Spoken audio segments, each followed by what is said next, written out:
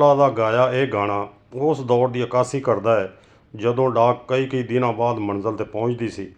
ਇਹਦਾ ਅੰਦਾਜ਼ਾ ਸਾਡੀ ਨਵੀਂ ਨਸਲ ਨਹੀਂ ਕਰ ਸਕਦੀ, ਜਿਨ੍ਹਾਂ ਦੇ ਹੱਥ ਵਿੱਚ ਮੋਬਾਈਲ ਹੁੰਦਾ ਹੈ ਅਤੇ ਇੱਕ ਕਲਿੱਕ ਕਰਨ ਨਾਲ ਮੈਸੇਜ ਅਗਲੇ ਬੰਦੇ ਕੋਲ ਸਕਿੰਟਾਂ ਵਿੱਚ ਪਹੁੰਚ ਜਾਂਦਾ ਹੈ। ਇਸ ਗਾਣੇ ਵਿੱਚ ਮਾਈ ਦਾ ਇੰਤਜ਼ਾਰ ਕਰਦੀ ਮੁਟਿਆਰ ਇੱਕ ਅਜੀਬ ਕਸ਼ਮਕਸ਼ ਦਾ ਸ਼ਿਕਾਰ ਹੈ। ਖਤ ਲਿਖੇ ਅਤੇ ਪਤਾ ਨਹੀਂ ਕਦੋਂ ਪਹੁੰਚੇ, ਕਦੋਂ ਉਹਦਾ ਜਵਾਬ ਆਵੇ, ਇਹ ਸੋਚ ਕੇ ਖਤ ਪਾੜ ਦਿੰਦੀ ਹੈ ਅਤੇ ਦਿਲ ਨੂੰ ਤਸੱਲੀ ਦਿੰਦੀ ਹੈ ਕਿ ਖਬਰੇ ਮਾਈ ਅੱਜ ਦੀ ਗੱਡੀ 'ਤੇ ਹੀ ਆ ਜਾਵੇ।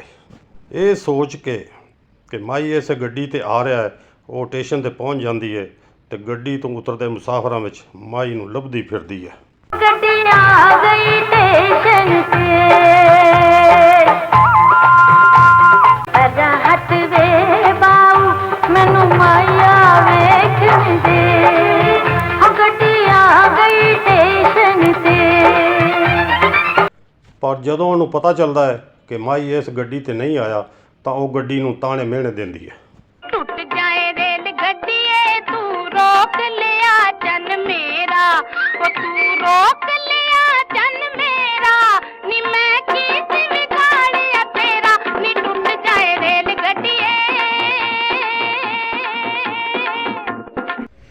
ਪੰਜਾਬੀ ਸ਼ਾਇਰੀ ਵਿੱਚ ਰੇਲ ਗੱਡੀ ਨੂੰ ਵਿਛੋੜੇ ਅਤੇ ਮਿਲਾਪ ਦੀ ਅਕਾਸੀ ਵਾਸਤੇ ਇਸਤੇਮਾਲ ਕੀਤਾ ਗਿਆ ਹੈ। ਗੱਡੀ ਵਿੱਚ ਮੁਸਾਫਰ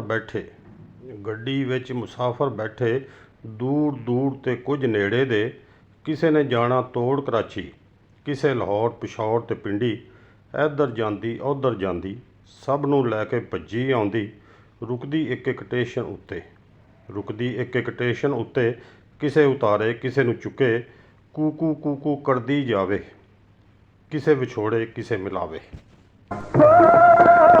ਥੱਕਦੀ ਨੀ ਗੱਡੀਏ ਤੂੰ ਆਨੀਏ ਤੇ ਜਾਨੀਏ, ਕਈਆਂ ਨੂੰ ਵਿਛੋੜਨੀਏ ਕਈਆਂ ਨੂੰ ਮਿਲਾਨੀਏ, ਨੀ ਕਈਆਂ ਨੂੰ ਮਿਲਾਨੀਏ, ਨੀ ਮੇਰੇ ਵਾਂਗੂ ਵੇਖਨੀਏ ਬੰਦਾ ਰੰਗ ਰੰਗ ਦਾ, ਟਾਂਗੇ ਵਾਲਾ ਖੈਰ ਮੰਗਦਾ। ਗੱਡੀ ਉੱਡੇ ਵਿੱਚ ਹਵਾਵਾਂ,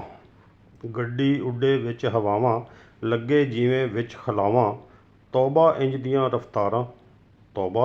ਰਫਤਾਰਾਂ, ਬਚਣਾ ਆਵਾਜ਼ਾਂ ਮਾਰਾਂ, ਗੱਡੀ ਧੂੜਾਂ ਪੁੱਟੀ ਜਾਵੇ,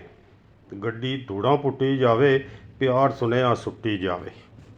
ਮੋਢਿਆਂ ਤੇ ਝੁਕ ਕੇ ਤੂੰ ਵਿਛੜੇ ਮਿਲਾਨੀਏ, ਮੈਨੂੰ ਦੱਸ ਵੈਰ ਨੇ ਤੂੰ ਕਿਉਂ ਤੜਪਾਨੀਏ, ਮੈਨੂੰ ਦੱਸ ਵੈਰ ਨੇ ਤੂੰ ਕਿਉਂ ਤੜਪਾਨੀਏ, ਮੈਂ ਕਈ ਲਾ ਕੇ ਤੇਰਾ, ਨੀ ਟੁੱਟ ਜਾਏ ਰੇਲ ਗੱਡੀਏ। ਵੀਡੀਓ ਚੰਗੀ ਲੱਗੀ ਹੋਵੇ ਤਾਂ ਮਿਹਰਬਾਨੀ ਕਰਕੇ ਵੀਡੀਓ ਨੂੰ ਲਾਈਕ ਅਤੇ ਚੈਨਲ ਨੂੰ ਸਬਸਕ੍ਰਾਈਬ ਕਰ ਲਓ।